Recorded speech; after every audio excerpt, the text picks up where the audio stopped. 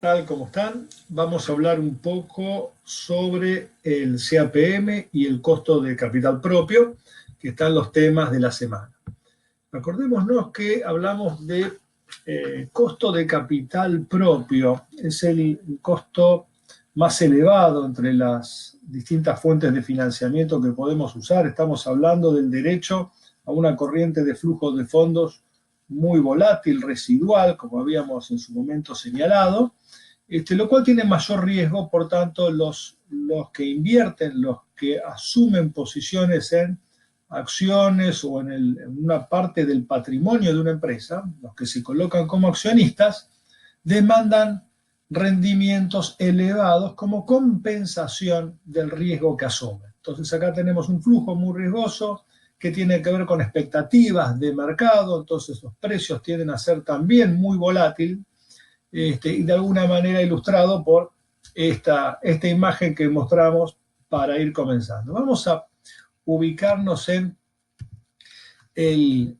espacio de análisis riesgo-rendimiento. Decíamos que es fundamental ubicarnos en una medida de riesgo, en primero determinar el riesgo de una inversión para ver cuánto es el rendimiento que debemos esperar de esa inversión. Cuando alguien nos dice, mira, tenemos una propuesta de inversión que rinde el 30%, con eso solo nunca nos resulta suficiente para decidir qué hacemos.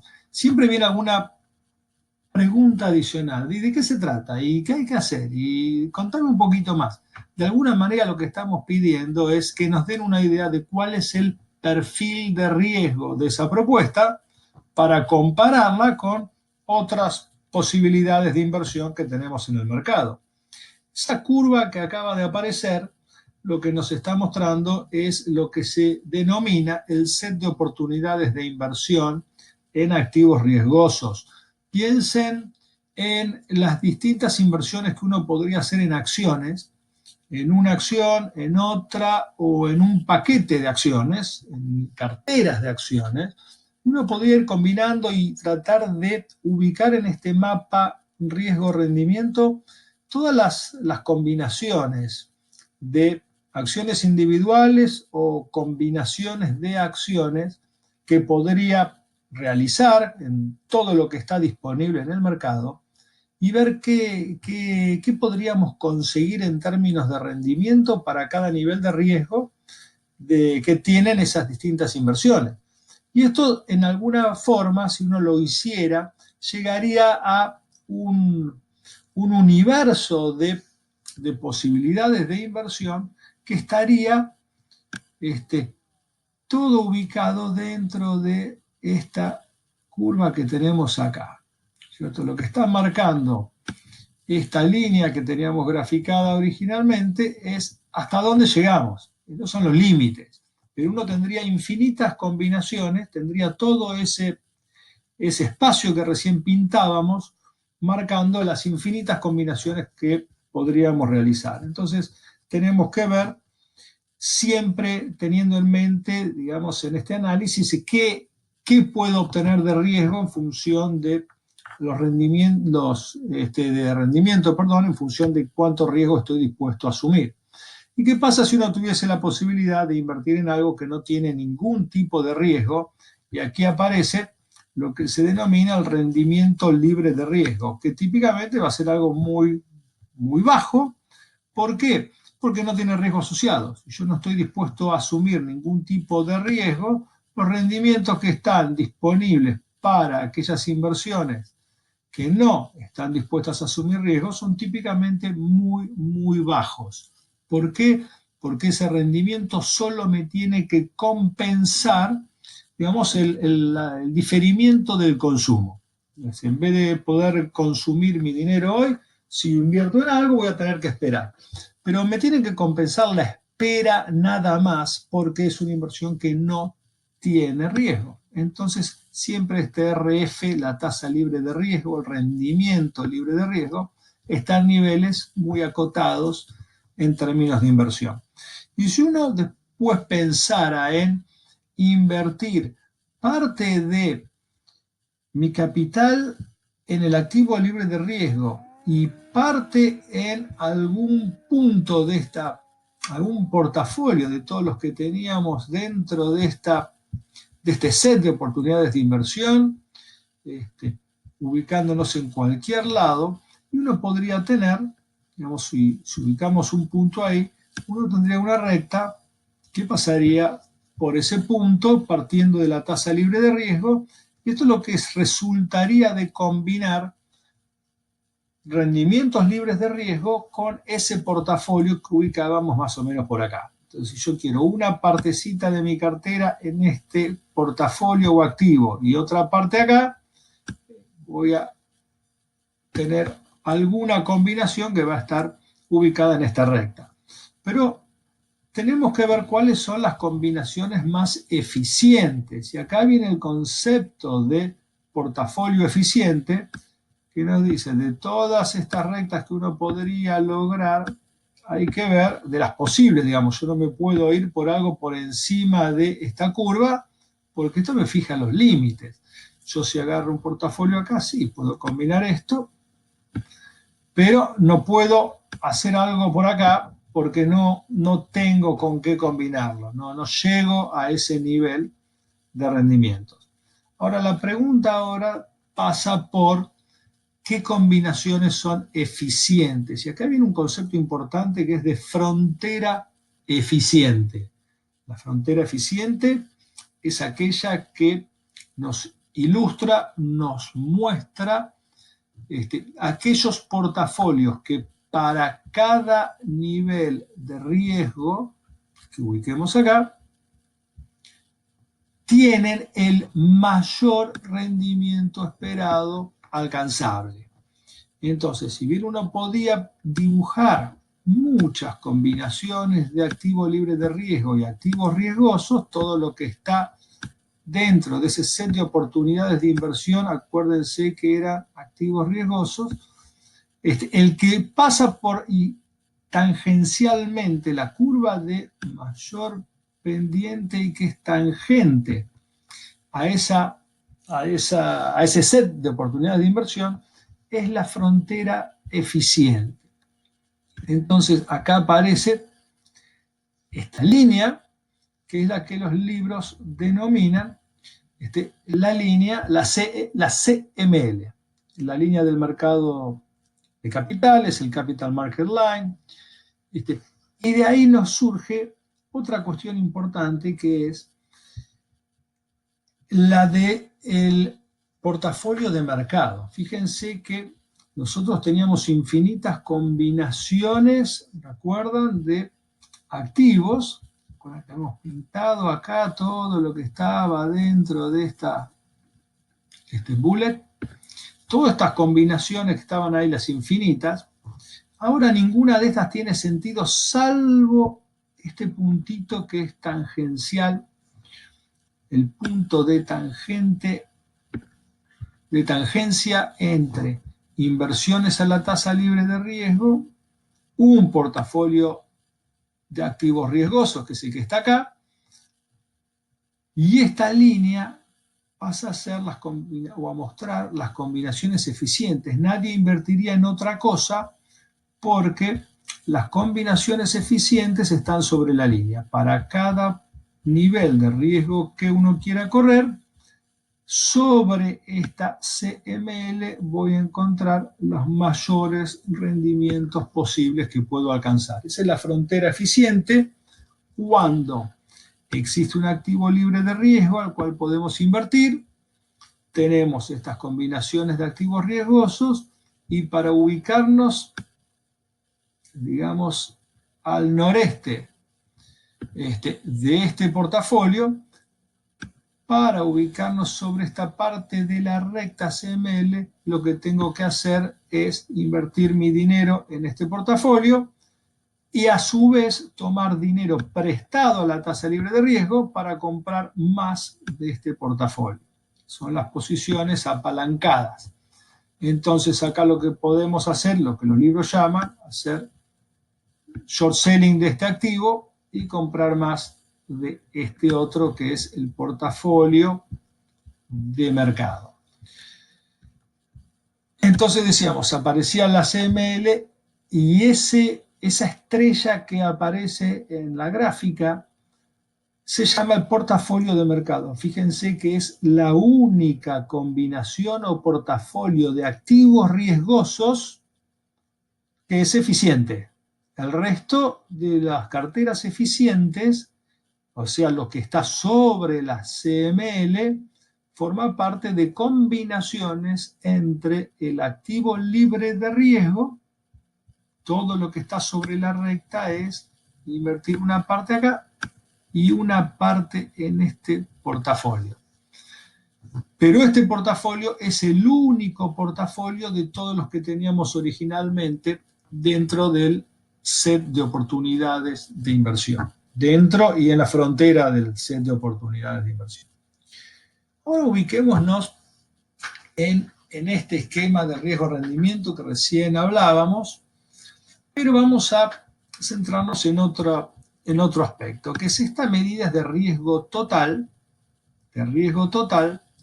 para lo cual, para medir, para calcular este desvío estándar o varianza, íbamos a necesitar una fórmula muy larga y que tenía un montón de componentes relacionados con covarianzas y correlaciones entre pares de activos que integran la cartera.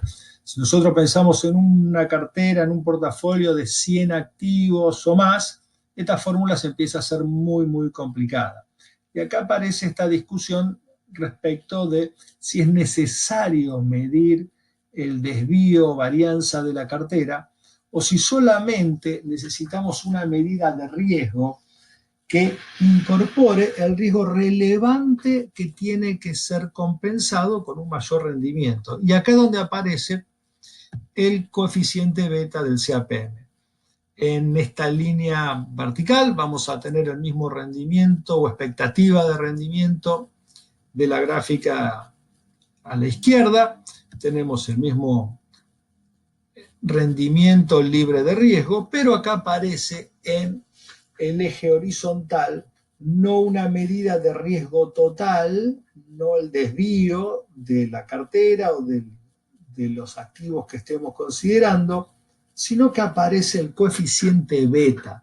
El coeficiente beta que está midiendo solamente aquella parte del riesgo que es imposible de eliminar a través de la diversificación.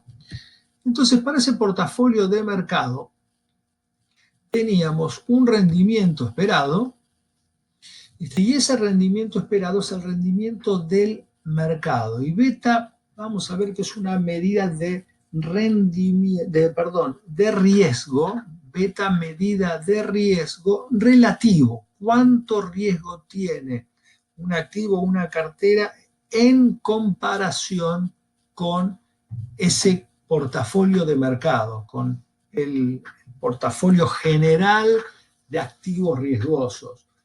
Y como es un riesgo relativo a ese portafolio de mercado, cuando hablamos de el portafolio de mercado, su beta es igual a 1.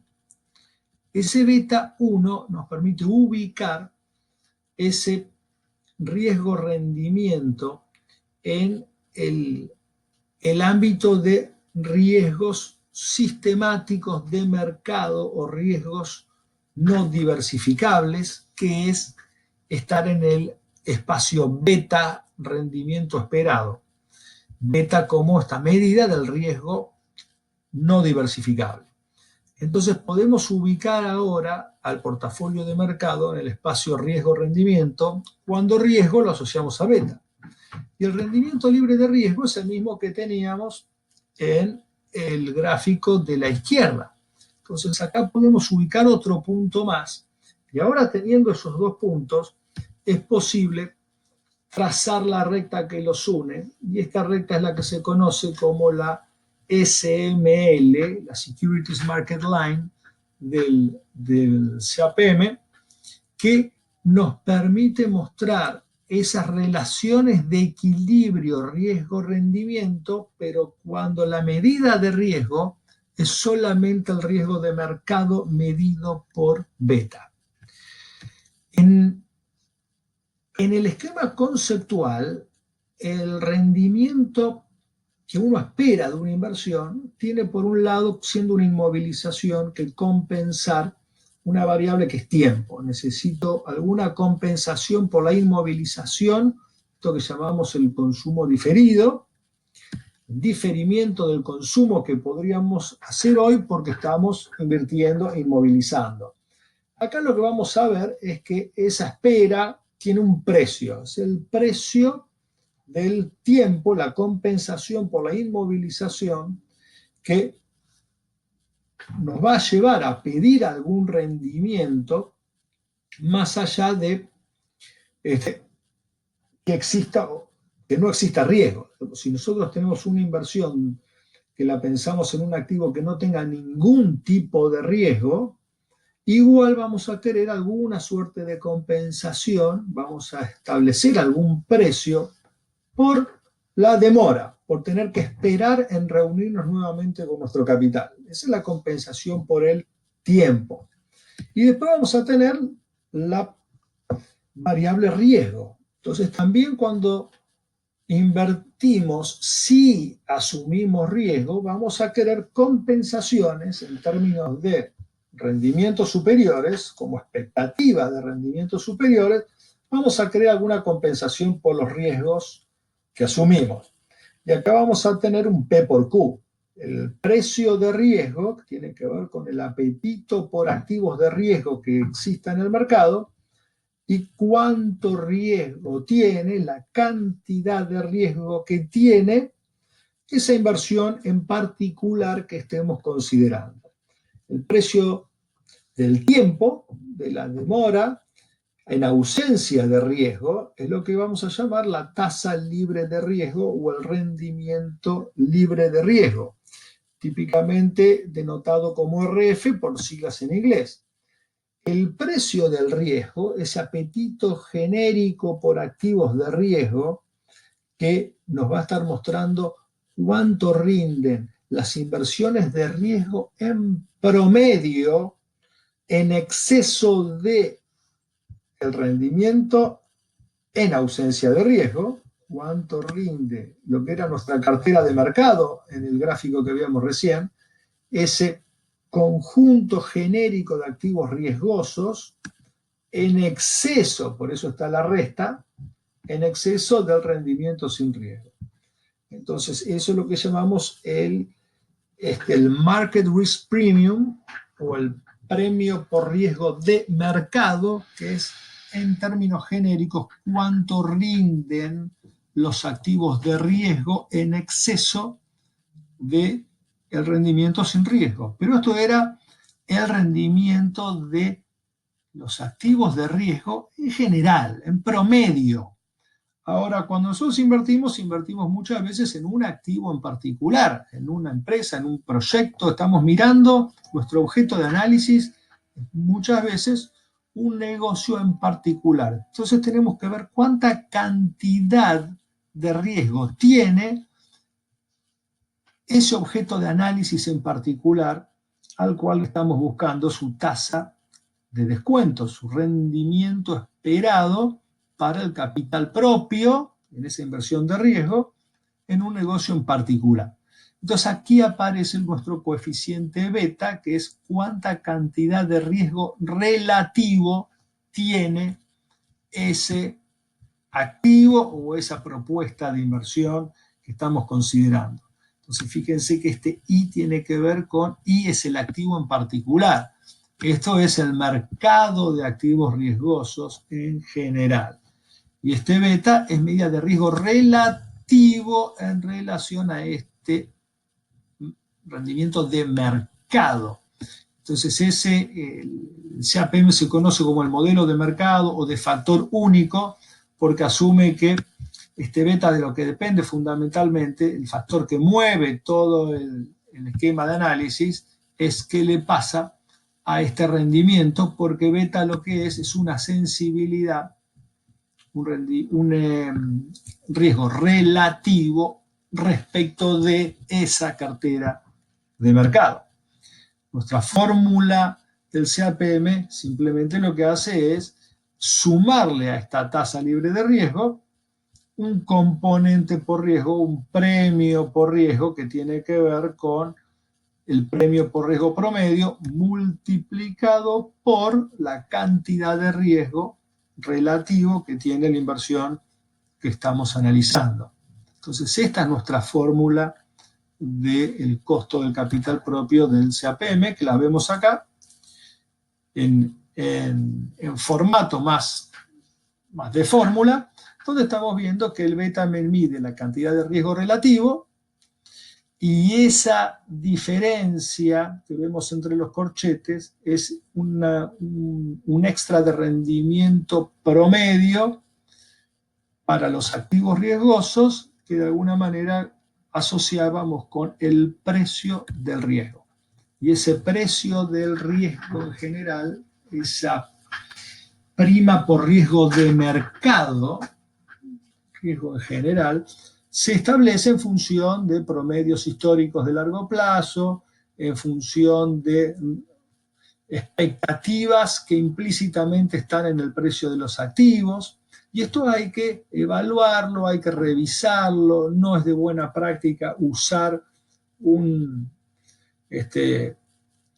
una prima por riesgo de mercado, ese ERP, es el Equity Risk Premium, que es lo mismo, y usar una misma sin replanteárselo y sin mirar las condiciones de mercado puede ser un error, y cuando hay varios mercados disponibles uno podría tratar de ver si hay consistencia entre las expectativas, sobre todo cuando uno está tratando de ver cuáles son los premios implícitos en el precio de activos y ver cuál es el premio que estamos usando para nuestra evaluación. En términos de beta, ahora nos metemos en esa medida de riesgo relativo. Vamos a tener relativo a qué? Y bueno, vamos a poner en dos ejes. Por un lado, el mercado accionario como esa cartera de mercado, como ese conjunto de activos riesgosos, como variable independiente, y la variable dependiente es la acción o el activo que en particular nosotros estamos considerando. Entonces, decíamos, el beta de este activo I, lo que vamos a buscarle, ese beta, es riesgo relativo a qué? Relativo a cuánto rinde el mercado en general, la clase de activos en general. Ese beta riesgo relativo. Entonces necesitamos ver la relación entre estos dos activos de alguna manera, la clase de activo en general, el mercado, la cartera de mercado y el activo en particular que nosotros queremos evaluar y para el cual queremos ver cuál es la cantidad de riesgo relativo que tiene, cuál es su beta. ¿Y cómo hallamos ese beta? Bueno, lo que tenemos que hacer es empezar a ver cómo describimos esta relación y para eso tomamos un índice accionario genérico, algo que nos represente el mercado de acciones, lo que tenemos en las X en la línea horizontal, y empezamos a ver sus rendimientos. Supongamos que nosotros nos vamos un año atrás y empezamos a medir cuánto rinde el mercado semanalmente. Y empezamos a tomar nota y decimos, acá hay una semana, nuestra primera semana de la serie histórica que tomamos para ese índice, decimos, esta semana el mercado subió un 1%. ¿Y qué pasó con la acción I? Y las acciones I, o sea, lo que rindieron las acciones de I en esa semana fue un 3%, con lo cual ahí ya tenemos un puntito para anotar en este esquema de análisis. Tomamos otra semana y acá el mercado cayó un 2%. ¿Y qué pasó con el rendimiento de las acciones de I? ¿Qué pasó con las acciones de I? Cayeron también 2%, anotamos otro puntito en la descripción de esta relación. Otra semana más, el mercado sube un 2, la acción sube un 0,5, anotamos otro punto, y continuamos semana a semana anotando puntos en función de la serie histórica que nos va mostrando. Y así seguimos hasta tener una cantidad de puntitos en nuestra nube de puntos que describe esa relación. Entonces la pregunta es, bueno, ¿cómo logramos un indicador síntesis que nos describa cuál es la relación entre el mercado accionario y la acción I? ¿Cuál es la sensibilidad de la acción I respecto a lo que pasa en el mercado en general? Mínimos cuadrados nos va a hacer alguna síntesis, una información promedio de lo que pasa entre esas dos variables. Y esa recta de mínimos cuadrados tendrá una pendiente, y esa pendiente es el coeficiente beta, ese riesgo relativo del cual estábamos hablando. Si esa pendiente es, por ejemplo, 0,8, significa que cada vez que el mercado mueve un 1% para cualquier lado, la acción I tiende a mover 0,8 para cualquier lado. Para el mismo lado, digamos, ¿cierto? Porque la relación vemos que es positiva. Entonces, si el mercado baja un 10%, es de esperar, en términos de esta relación, que la acción I baje no 10, pero un 8. Y si el mercado sube un 10, la acción es de esperar que suba un 8 en lugar del 10. ¿Por qué? Porque su beta, dijimos, era 0,8. En términos más formales, la beta se define como la covarianza de rendimientos del activo I del mercado dividido la varianza de rendimientos del mercado. Y cuando ven covarianzas o ven indicaciones o menciones a correlaciones, acuérdense que la covarianza también se puede escribir en términos de las correlaciones entre los rendimientos del activo I y los rendimientos de mercado.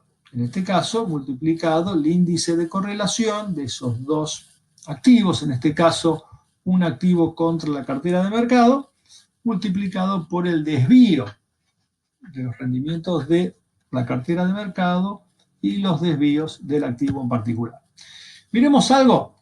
Esto está tomado de alguna serie, ya quedó un poquito vieja, así que si van hoy no van a encontrar estos valores, pero para ilustrar, uno toma una serie, o en su momento tomaba una serie de datos de los rendimientos de Telecom y del índice general local, que es el Merval, que es algo limitado para hacer cartera de mercado, pero bueno, para ilustrar nos sirve. Y vemos que donde ubiquemos la recta de regresión y tengamos su fórmula, ese 0,3957X nos está mostrando la pendiente de esa recta, que es la línea punteada. Entonces te daría diciendo que en función de esa serie histórica, para ese momento, la beta de Telecom es cercana a 0,40. Significa que cuando el índice general, en este caso estamos tomando el Merval, mueve 1 para cualquier lado, es de esperar que Telecom en ese momento moviera 0,40. Si tomábamos otra acción en ese mismo tiempo, nos daba un beta de 1,08 casi, que nos está mostrando que en este caso las acciones mueven más que proporcionalmente, tiene un beta mayor a 1. Recuerden que el beta 1 era el mercado en general. Si yo pongo Merval contra Merval, tengo lo mismo en los 2X, me va a dar una recta de 45 grados con todos los puntitos sobre la recta. En este caso es más de 1, es un beta mayor a 1, la cantidad de riesgo relativo nos está mostrando que esto tiene más riesgo en términos relativos que el mercado. Y el 1,08 nos está diciendo cuánto más de riesgo tiene. Se ha planteado también la necesidad, cuando uno está mirando negocios o empresas de países emergentes, de países sin mercados desarrollados, o cuando quiere calcular tasas de rendimiento para acciones sin liquidez o muy chiquitas, la necesidad de incorporar algunos extras de compensaciones por riesgo. Esto es controversial, hay que tener mucho cuidado en términos de metodológicamente cómo calcularlos, y siempre no superponer o no añadir factores donde haya solapamientos, si tienen que ser factores independientes. Esto es muy complicado, es muy difícil de conseguir, por eso es tan controversial, y cuando hablamos de riesgo país hay que tener muy en cuenta que el CAPM se basa en esta idea de que no hay compensación por riesgo en relación al riesgo que uno se saca de encima sin problemas mediante la diversificación. Entonces, si el riesgo país es diversificable, si el riesgo de exposición en un país yo lo puedo acotar invirtiendo en mercados externos, no debería incorporar primas por riesgo país, al menos no muy sustanciales. Entonces hay que ver en qué grado los supuestos de diversificación se dan en mercados no desarrollados, qué posibilidades hay de diversificar, si el inversor relevante, el marginal, es un jugador que está diversificado internacionalmente, y ver cuánto de riesgo no diversificable tiene el mercado del país en cuestión. Una cosita más, y vamos cerrando, y después vamos a incorporar algún video con algunas cuestiones más relacionadas con este modelo.